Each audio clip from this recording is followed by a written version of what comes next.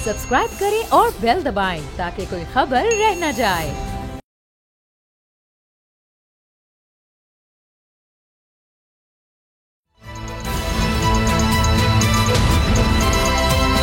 अब पता चला। अस्सलाम वालेकुम नाज़रीन, आप देख रहे हैं प्रोग्राम अब पता चला और मैं हूं सैयद मुजम्मिल। नाज़रीन, लाहौर में बारिश का 30 साला रिकॉर्ड टूटते हुए लाहौर के शहरियों ने देखा है और अर्बन फ्लडिंग की एक सूरत हाल हम देख रहे हैं। 10 घंटों के दौरान 290 मिलीमीटर के करीब बारिश रिकॉर्ड की गई है और जिससे अफसोसनाक बात यह है कि 7 लोगों की जान भी गई है करंट लगने से, छतें गिरने से। और जो अलार्मिंग सिचुएशन है वो ये है कि कहा जा रहा है कि 9 बजे के बाद एक नया स्पेल बारिश का शुरू हो रहा है। तो देखना ये है कि किस तरह से इंतज़ामिया इस सारी सूरत हाल को कंट्रोल करती है, जो कि बहुत चैलेंजिंग दिखाई दे रही है। इस पर भी हम आज बात करेंगे। इसके अलावा गिलगित बल्तिस्तान में जो डेवलपमेंट हुई है उसकी अगर बात करें तो आज गिलगित की असम्बली को सील किया गया। पुलिस हमने देखा अंदर दाखिल हो गई, सहाफ़ियों को बाहर निकाला, स्पीकर को जाने से रोक दिया क्योंकि IG साहब की तब्दीली भी हमने देखी है। अफजल भट्ट साहब को तैनात किया गया है और इसके साथ साथ एपलेट कोर्ट जो है गिलगित बल्तिस्तान की, उसकी तरफ से जो चीफ़ मिनिस्टर का इलेक्शन है उसको भी पोस्टपोन कर दिया गया है। साथ साथ एक बड़ी डेवलपमेंट जो हम देख रहे हैं वो ये है कि PTI का एक फॉरवर्ड ब्लॉक इलेक्शन से बिल्कुल पहले सामने आ गया और इलेक्शन तक बात इस तरह पहुंची कि खालिद खुर्शीद जो कि चीफ़ मिनिस्टर थे, जाली डिग्री की बुनियाद पर उनको नाअहल किया गया हमने देखा, जिसके बाद उनके वीडियो बयानात भी सर्कुलेट कर रहे हैं सोशल मीडिया के ऊपर। और अब ये कहा जा रहा है कि ये फॉरवर्ड ब्लॉक जो है ये क्लेम करता है कि हमारे पास 8 मेंबर्स जो हैं वो मौजूद हैं और इस तरह से एक नई अक्सरियत भी उभर के सामने आ सकती है। बड़ी इंटरेस्टिंग ये सूरत हाल है। अगर IMF के प्लान की हम बात करें तो $3 बिलियन मिलने के बाद जो अग्रीमेंट की पाकिस्तान को यकीन दहानी करवाई गई है, जिसकी अभी मंजूरी बाकी है, कहा यह जा रहा है कि डिफ़ॉल्ट का जो ख़तरा है वो टल गया है। मुफ्ती इस्माइल साहब का स्टेटमेंट भी सामने आया है जिसमें उन्होंने ये कहा है कि डिफ़ॉल्ट की सूरत हाल अब अवॉइड हो चुकी है और अब करना सिर्फ ये है कि लॉन्ग टर्म रिफॉर्म करें ताकि जो अगला IMF प्रोग्राम हो वो आखिरी साबित हो पाकिस्तान के लिए। ये ना हो कि इस साइकिल में हम फंसे रहें। तो इकॉनमी को भी हम डिस्कस करेंगे, लेकिन सबसे अहम इशू जिससे आज के प्रोग्राम का हम आगाज़ करेंगे वो है इस्तेहकाम पाकिस्तान पार्टी के हवाले से। जिस तरह से हमने देखा दुबई के अंदर मुज़ाकरात चलते रहे और ओन चौधरी साहब भी जहांगीर तरीन साहब का पैगाम लेकर वहाँ पर गए, शहबाज शरीफ साहब भी मौजूद रहे, नवाज शरीफ साहब भी थे। अब कुछ ख़बरें ये सामने आ रही हैं कि कुछ ऐसी डिमांड्स इस्तेहकाम पाकिस्तान पार्टी ने नून लीग से की हैं, जिसके बाद अब देखना ये है कि उन डिमांड्स में क्या कुछ शामिल है, कितनी सीटें मांगी जा रही हैं। इसी से प्रोग्राम का आगाज़ करते हैं। आमिर ज़िया साहब ने हमें ज्वाइन किया है, तजिया निगार एनालिस्ट हैं। आमिर साहब बहुत शुक्रिया, आपके वक्त का हमारे साथ मौजूद हैं। सदीक, सबसे पहले तो इस्तेहकाम पाकिस्तान पार्टी के हवाले से कहा जा रहा था कि मज़ीद मेंबर अब शामिल होंगे, बहुत एक्टिव दिखाई दे रहे हैं जहांगीर तरीन साहब।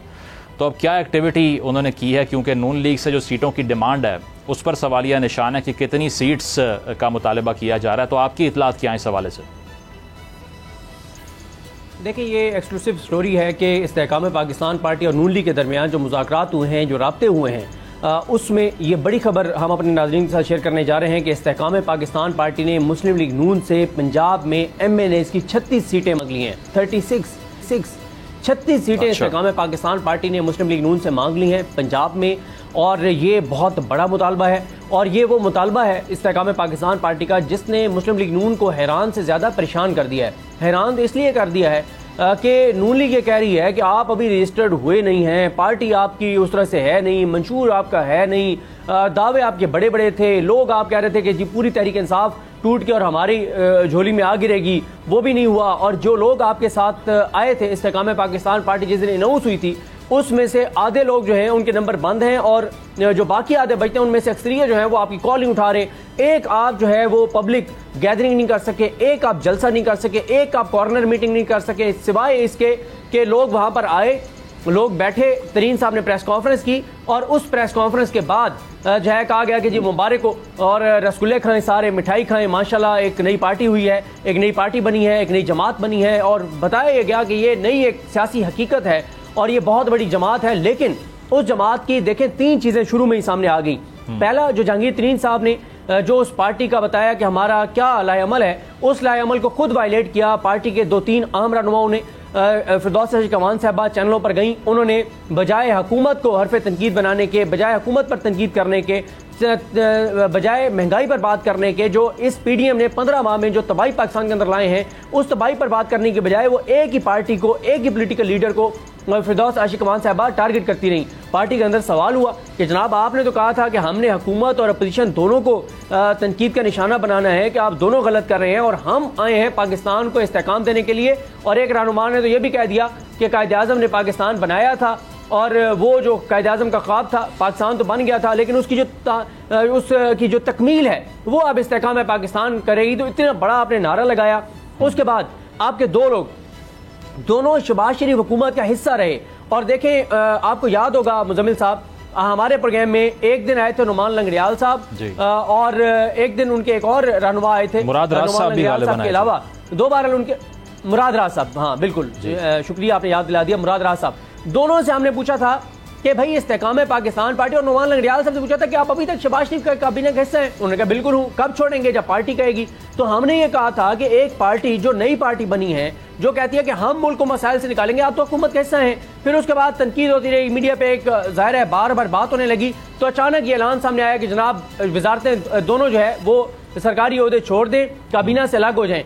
आज के दिन तक मैंने कम से कम वो उनका रेजिग्नेशन नहीं देखा। मुझे नहीं ये सामने आया कि उनकी मुराद उन्होंने वापस, मतलब सदीक ये जो आपने बिल्कुल ये एक्सक्लूसिव डिटेल है, 36 सीटें आप कह रहे हैं कि डिमांड की हैं, तो नून लीग का कोई रिस्पांस भी आपने देखा है इस पर, कोई आया हो या अभी रिस्पांस आना बाकी है? देखें, मेरी जिनसे बात हुई उन्होंने मुझे ये तो बताया नून लीग से कि 36 सीटें हमसे मांगी हैं।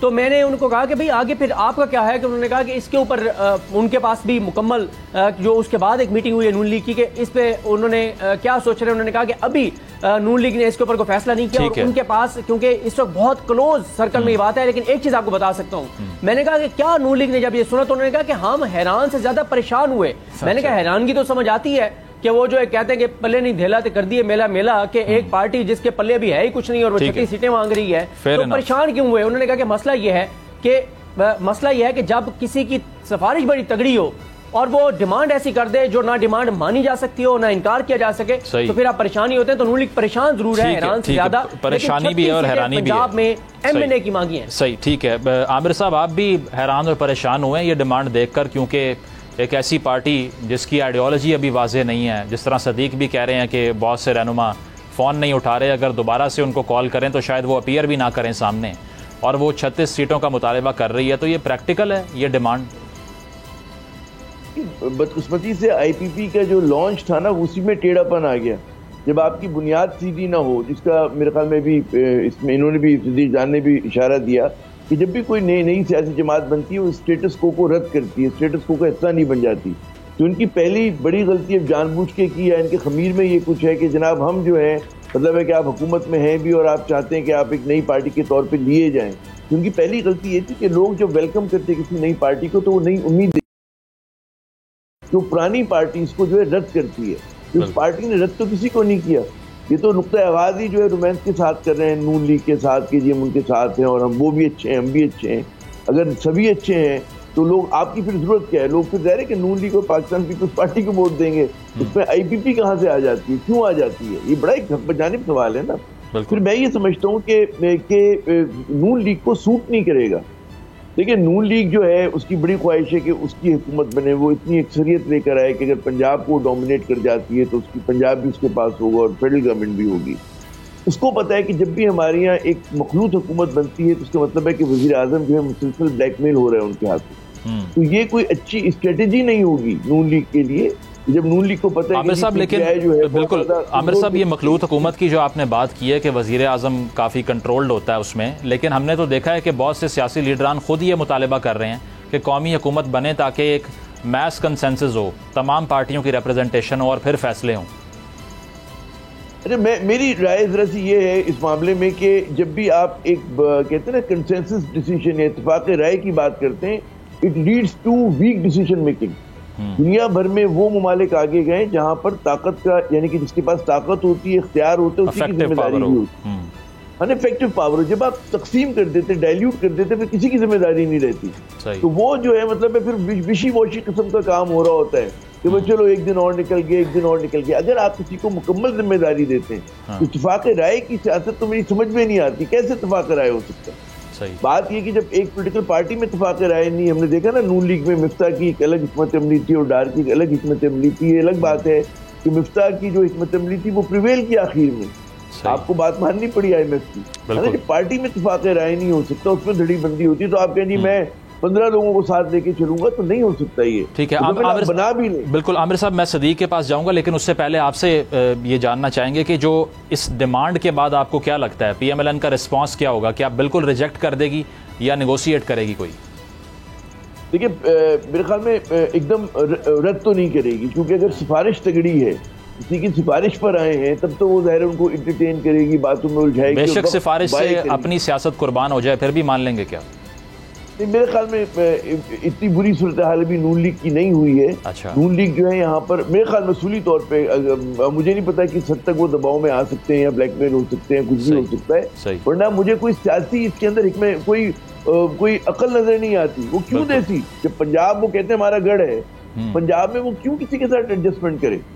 मुझे आप बताइए ना कि अगर आप डोमिनेट कर रहे हो तो ये खिलाफ में अकल बात होगी अगर नून लीग ये काम करती है। बिल्कुल, अगर अपनी पावर गिव अप कर नहीं करना चाहिए। हाँ, और वो तो पीपल्स पार्टी भी यही नजरें जमाए बैठी हुई है। फिर वो जो और लोग डिसिडेंट्स हैं PTI के, वो भी ये कह रहे हैं जो उनके साथ हैं, ऑपोजिशन लीडर हैं। ठीक है, तो भाई को नून लीग अपनी सियासत करेगी, उनकी सियासत को नुकसान होगा। सदीक, इससे नजर यही आ रहा है, अगर ये 36 सीटों की डिमांड हो रही है तो हमने देखा है कि IPP के पास पंजाब के अलावा कोई प्लेटफॉर्म नहीं है। तमाम उम्मीदवार उनके पंजाब के उम्मीदवार ही हैं। अगर वो पंजाब में 36 सीटें मांग रहे हैं, दूसरी जाने पीपल्स पार्टी सीट एडजस्टमेंट के मुतालबे कर रही है, तो इसका मतलब है कि सारे पॉलिटिकल लैंडस्केप पे कुर्बान सिर्फ नून लीग हो रही है और कोई नहीं, और सारी गेम जो है वो पंजाब की है। बिल्कुल आपने दुरुस्त कहा। देखें मुजम्मिल साहब, आप इस वक्त लाहौर में बैठे हैं और लाहौर में आप देख रहे हैं बारिश के बाद जो सूरत हाल है। अगर आप पिछले ये इस्तेकाम पाकिस्तान पार्टी बनने से लेकर अब तक की सूरत हाल आप देखें तो 4 बड़ी चीज़ें हैं। यानी अगर आप आज की बात करें, जैसे बारिश में पूरा शहर डूबा हुआ है, जो वहाँ पे मसाइल है इस्तेकाम पाकिस्तान पार्टी का, आपने उस पर कोई बयान नहीं देखा। हुकूमत के खिलाफ, निगरान हुकूमत के खिलाफ। अच्छा, फिर बजट आया, बजट के ऊपर कोई आपने उनका बयान, कोई तनकीद, बल्कि हमने जब प्रोग्राम में सवाल किया था इस्तेकाम पाकिस्तान पार्टी वालों से, उन्होंने कहा था कि अभी हमने अच्छी बात करनी है, आप क्या बात कर रहे हैं कि हम बजट पे तनकीद करें, छोड़े पड़े। वो मुशीर खेल पंजाब वहाब रियाज साहब को हमने देखा है सड़कों पर मुआयना करते हुए पानी का, तो इससे ज़्यादा क्या चाहते हैं आप? बिल्कुल देखें, बिल्कुल आप देखें, ये 13 करोड़ के सूबे के साथ आप ये कर रहे हैं। देखें, एक बजट आया, बजट के ऊपर इस्तेकाम पाकिस्तान पार्टी की कोई तनकीद नहीं आई। IMF के साथ डील के बाद जो टैक्सेस लग रहे हैं, कोई बयान नहीं आया। जो महंगाई ऊपर गई है, कोई बयान नहीं आया। जो लोड शेडिंग ने तबाही फेरी है, कोई बयान नहीं आया।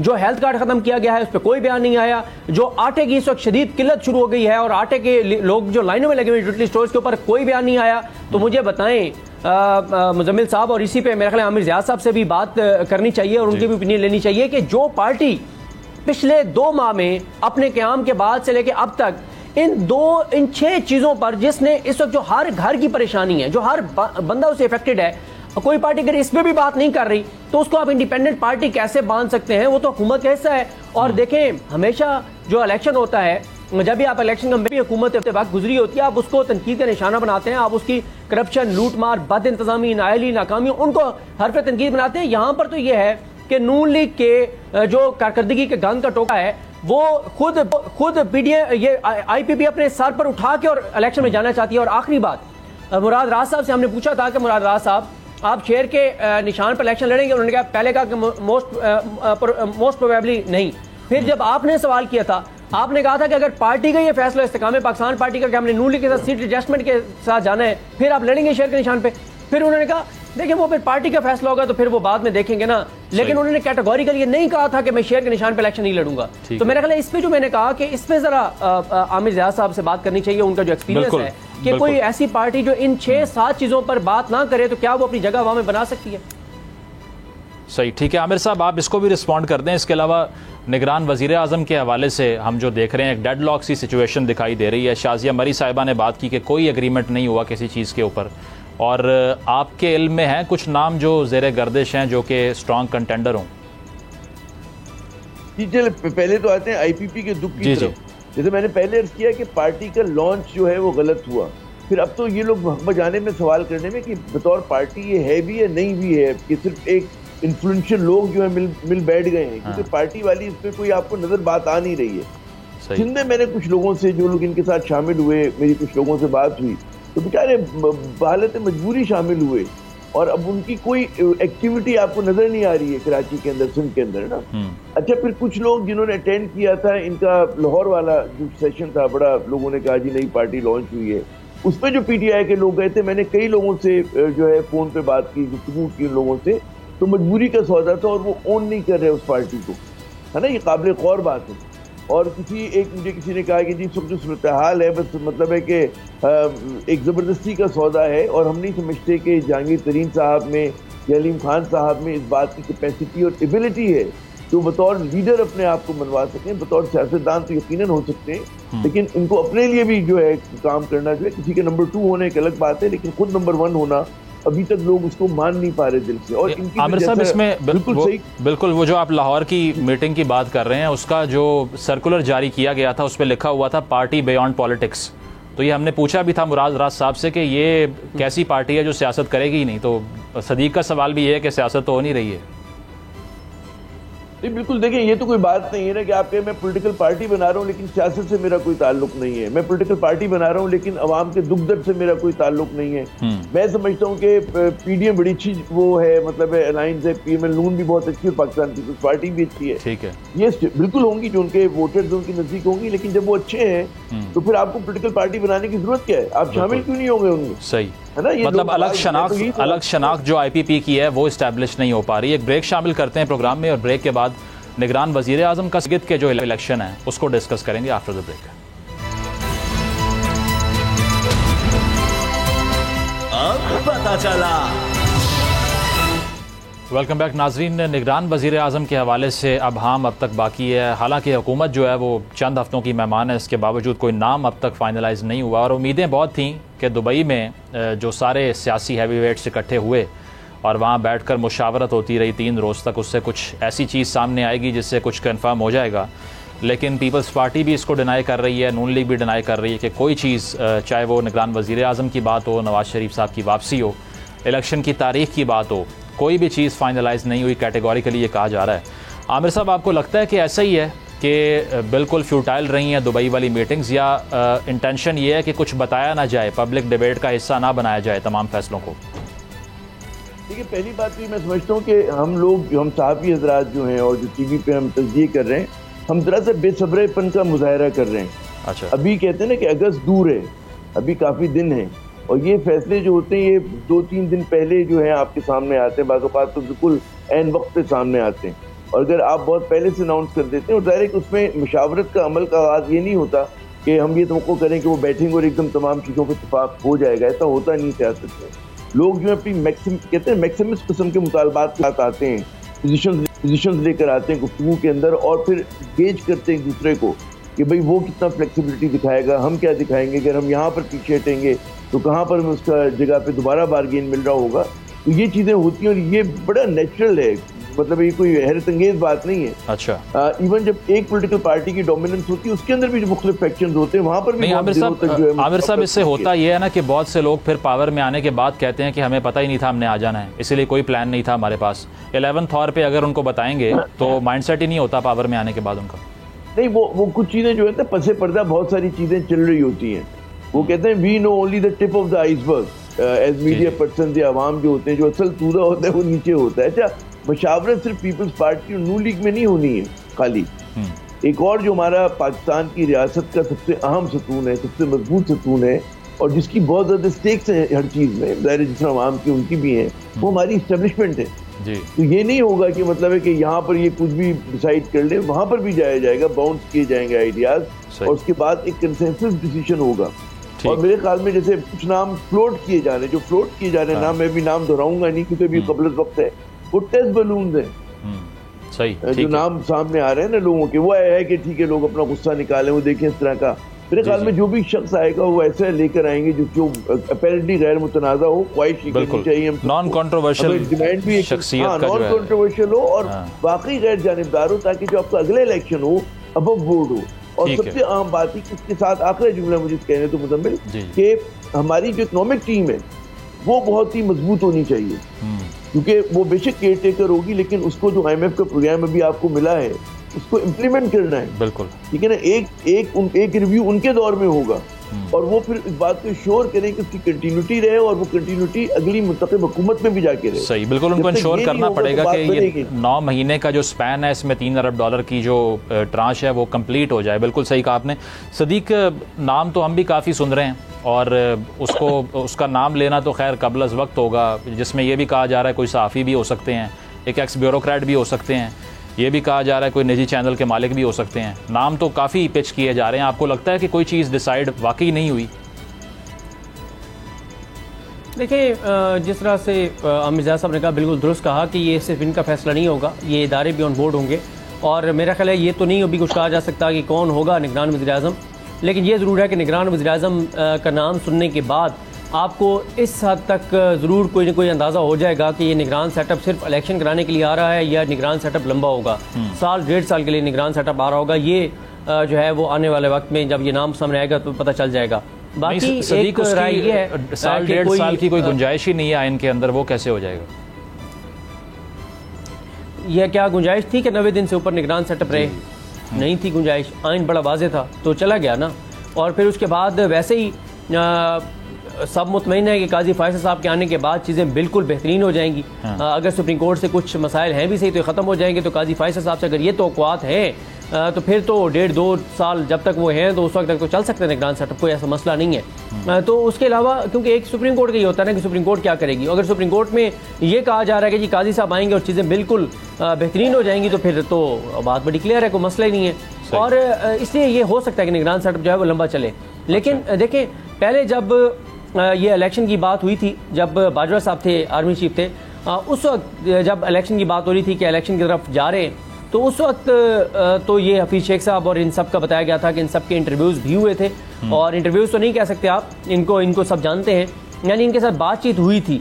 और शौकत तरीन साहब को भी बुलाया गया था और सारे इकॉनमी से रिलेटेड लोगों को बुलाया गया था और उनको कहा गया था कि निगरान सेटअप में हम चाहते हैं कि इकॉनमी की चीज़ें बेहतर चलें और अब साहब ऑन बोर्ड हो। तो ये कोशिश जो है वो उस वक्त की गई थी और इस हवाले से शौकत तरीन साहब ने बता भी दिया था। तो अब भी ये भी हो सकता है कि कोई इकॉनमी से रिलेटेड ही कोई शख्सियत हो जो निगरान वज़ीर-ए-आज़म हो। लेकिन एक चीज़ और भी हो सकती है कि निगरान वज़ीर-ए-आज़म कोई भी हो, इकॉनमी से रिलेटेड एक अलग टीम 10, 12, 14 रुकनी बना दी जाए और वो इकॉनमी चलाती रहे। तो ज़रूरी ये भी नहीं है कि इकॉनमी से रिलेटेड शख्सियत ही प्राइम मिनिस्टर हो। तो ये आपने जो बात की ना कि साल 1.5 साल कंटिन्यू कर सकते हैं, तो उसका देखा जाए तो फ़ायदा सिर्फ नून लीग को ही होगा, क्योंकि उनके बयानात में अभाम है इलेक्शन के हवाले से, पीपल्स पार्टी के नहीं है।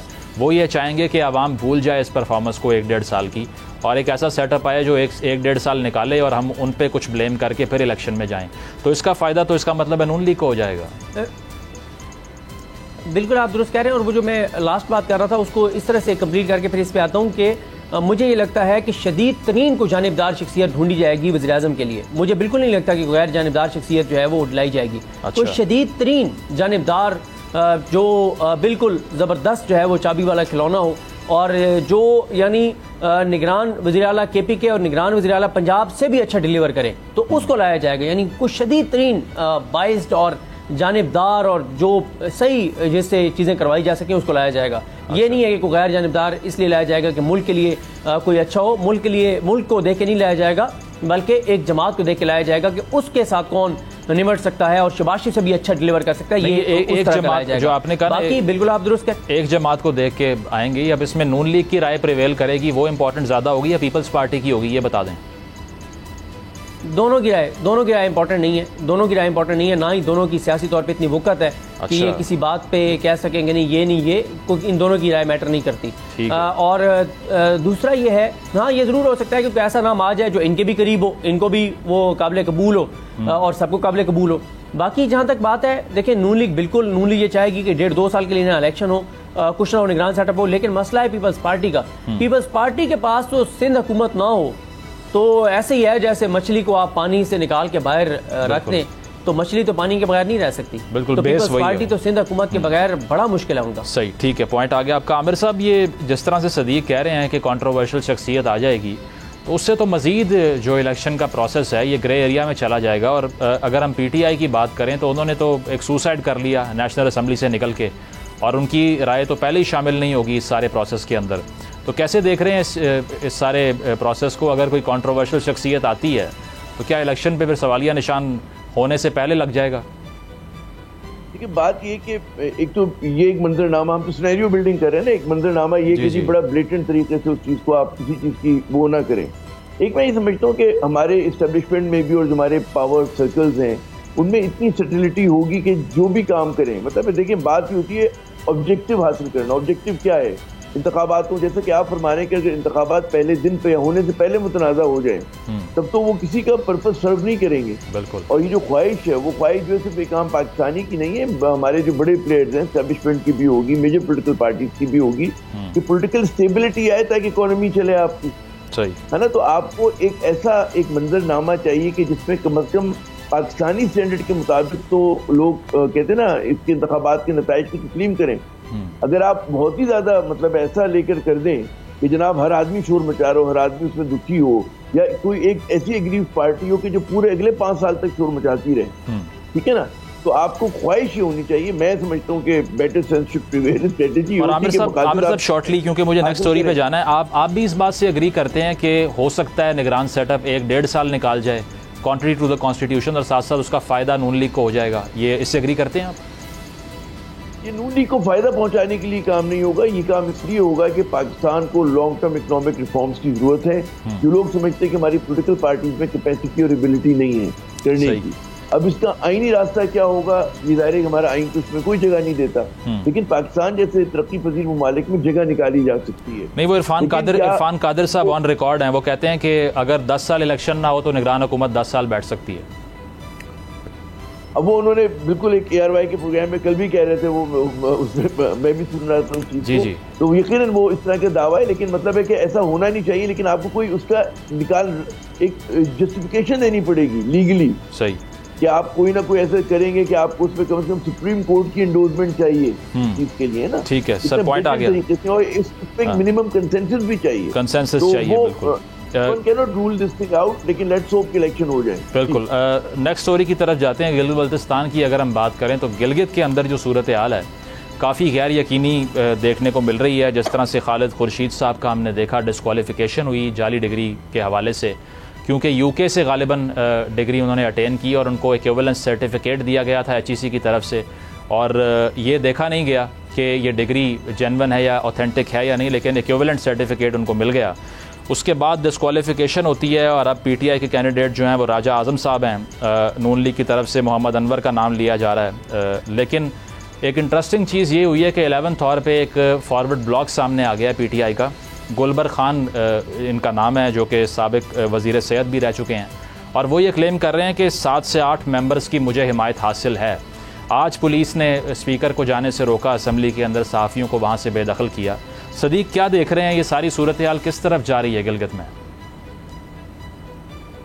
देखिए, मैं गिलगित के हवाले से असल में तफसीलात नहीं ले सका, बल्कि अभी जब हम ये प्रोग्राम कर रहे हैं तो नीचे टिकर्स चल रहे हैं कि आज ही वहाँ इलेक्शन कराने का जो है वो हुक्म दिया गया है कि आज ये इलेक्शन करवाए जाएं। तो मेरा ख्याल कश्मीर जैसे इलेक्शन वहाँ पे भी हो जाएंगे।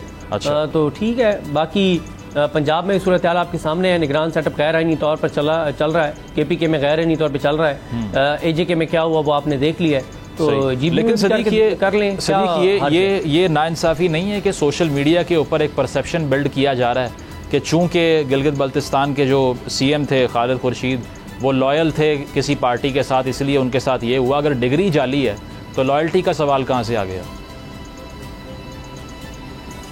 देखें, ये तो वहाँ पे जो अपॉइंटमेंट्स अदालतों के अंदर भी हैं, सरदार शमीम साहब जिनकी अपॉइंटमेंट की गई, उनका क्या बैकग्राउंड है, जो chief justice Lahore high court के, उनकी सबसे बड़ा उनका कमाल क्या था? हुदैबिया केस जब 2 जजेस ने, एक ने कहा कि नहीं खुलना चाहिए, एक ने कहा खुलना चाहिए, रेफरी जज के तौर पर सरदार शमीम साहब के पास गया और उन्होंने उसको बंद कर दिया, और फिर इस फैसले को चैलेंज नहीं किया था नैब ने सुप्रीम कोर्ट में। फिर पनामा में ये बात सामने आई, फिर इसको नैब ने दोबारा अपील की कि जनाब ये टाइम बार्ड है लेकिन ये खोला जाए, तो उस पर काजी फैसल साहब ने उसको हमेशा के लिए बंद कर दिया था हुदैबिया को।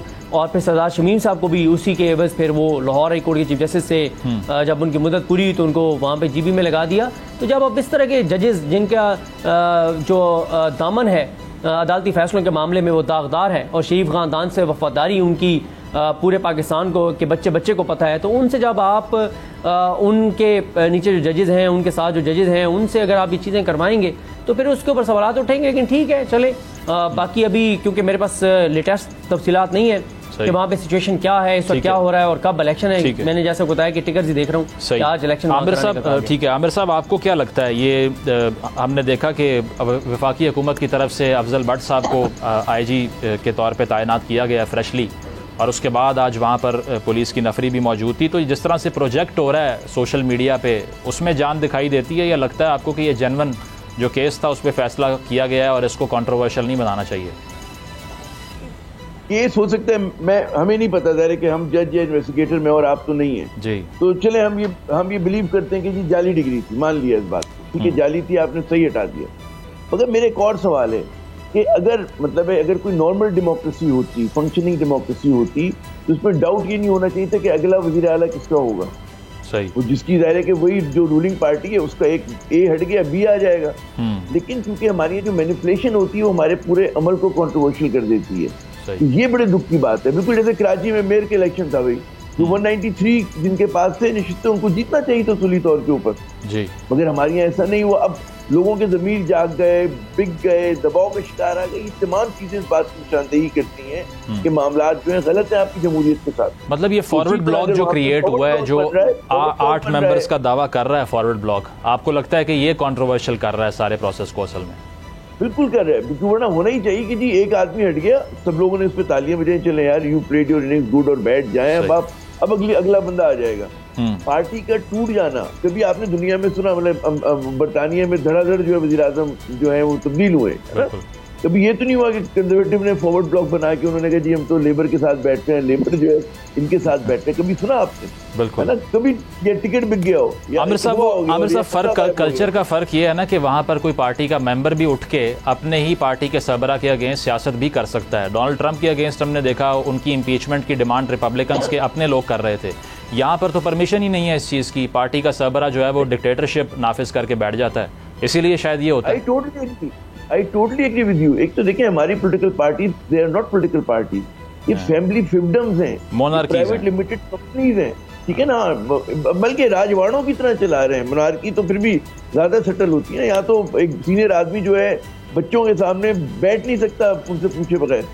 यहाँ पे अजब आलम है, चीफ मिनिस्टर जो है बाहर खड़ा होता है, वो उसको जब इजाजत मिलती है वो बात करता है, वो जो शहजादा है शहजादी डांट दें तो कुछ भी हो सकता है ना। मतलब शॉर्टली आप अग्री करेंगे कि कराची और कश्मीर की तरह यहाँ भी एक सरप्राइज मिलने वाला है? बिल्कुल, मुझे तो किसी भी चीज पे हैरत नहीं होती है। अच्छा, मैं इतने बरस से जर्नलिज्म कर रहा हूँ, इतने दुख उठा चुके हैं हमने, ऐसी ऐसी चीजें देखी हैं, तो हमेशा मैंने उल्टा ही होता हुआ देखा, कभी चीजों को सीधा होता हुआ, तो मुझे तो मैं कहूँ सीधा होता है, तजिया निगारों के लिए खासा मुश्किल वक्त है कुछ प्रेडिक्ट करना है। हाँ नहीं, प्रेडिक्ट करना नहीं, हमें हम कह रहे हैं ना कि भाई यही होगा। सही। लाहौर की जो सूरत हाल है, नाजरीन उस तरफ बढ़ते हैं, और जो अफसोसनाक सूरत हाल हमने देखी कि एक तो बारिश ने रिकॉर्ड तोड़े, 30 साल के 290 मिलीमीटर की बारिश रिकॉर्ड की गई और 8 कैजुअल्टीज़ रिपोर्ट की जा रही हैं। सदीक, आपको लगता है कि एक तो ये है कि एक तो एनवायरमेंटल चेंजेस बहुत हैं, जिस तरह से अभी सैलाब की सूरत हाल रही है पाकिस्तान में गुज़श्ता सालों में, जो IMF ने भी मेंशन किया कि उसकी वजह से इकॉनमी की ग्रोथ स्लो रही है पाकिस्तान में।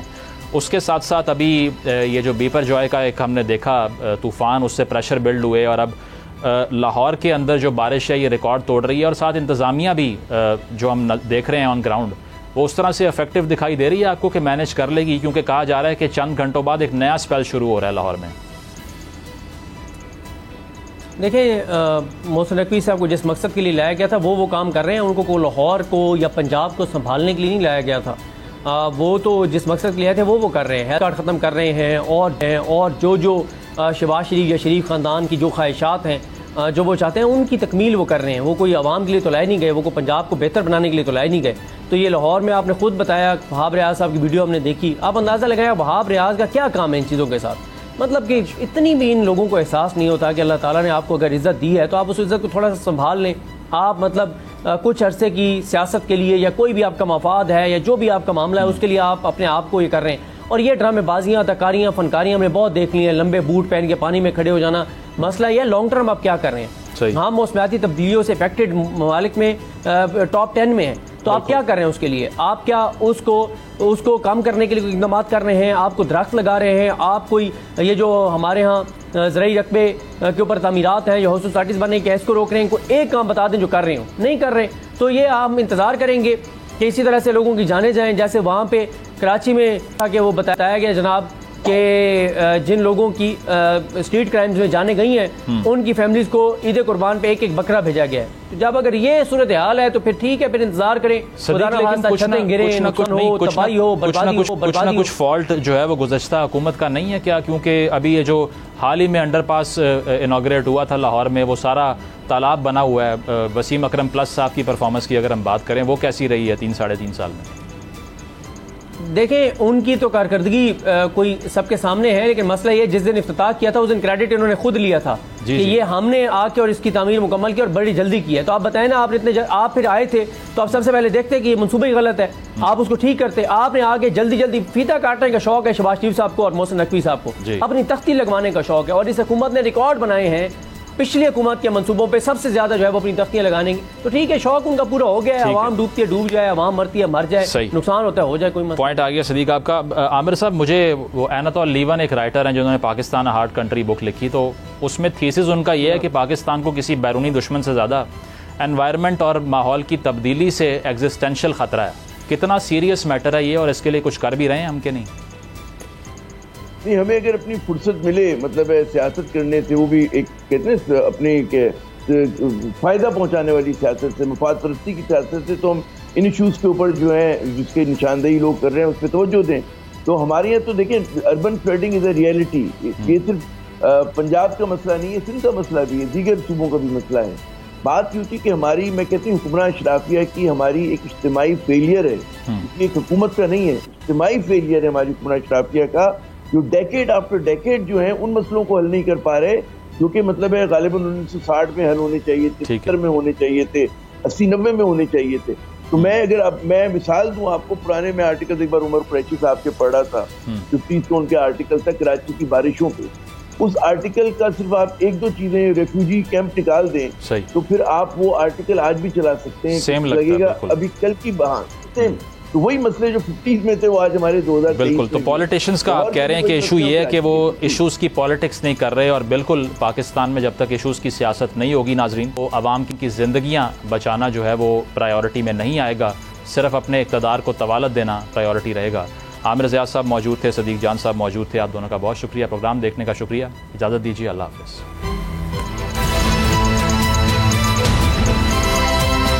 अब पता चला। अगर आपको ये वीडियो पसंद आई तो सब्सक्राइब करें और बेल पर क्लिक करें। बड़ी ईद की बड़ी खुशियां, बोल ने निभाई अपनी सहाफती जिम्मेदारियां। कराची में ईद उल अज़हा के मौके पर लियाकताबाद टाउन ऑफिस के साथ ही आलाइशों का ढेर लग गया है। सिंध सॉलिड वेस्ट मैनेजमेंट की टीम भी वहां पर मौजूद है। बड़ी ईद की खुशियों में भी बोल रहा सबसे आगे, सफाई मुहिम के लिए मुतालिका इदारों तक पहुंचाई आवाम की आवाज। अगर मैं आपको दिखा दूं इस वक्त मुनाज़िर तमाम गाड़ियां जो इस वक्त है यहाँ पर, तमाम जो कलेक्शंस हैं, जितनी भी आलाइश है उनको यहाँ से उठाया जा रहा है, और लम्हा बा लम्हा की खबर से रखा आवाम को आगाह। और में मुख्तलिफ मकामात पर आलाइशें जो है वो हमें सड़कों पर दिखाई दे रही थी, लेकिन उसके बाद जो LWMC है उनका अमला जो है वो उसके बाद फील्ड में निकला और उसके बाद आलाइशों को हटाने का सिलसिला जो है वो शुरू कर दिया गया। बड़ी ईद की ट्रांसमिशन 57% आवाम ने देखी बोल की स्क्रीन पर, क्योंकि बोल है पाकिस्तान का नंबर 1 न्यूज चैनल। सब्सक्राइब करें और बेल दबाएं ताकि कोई खबर रह न जाए।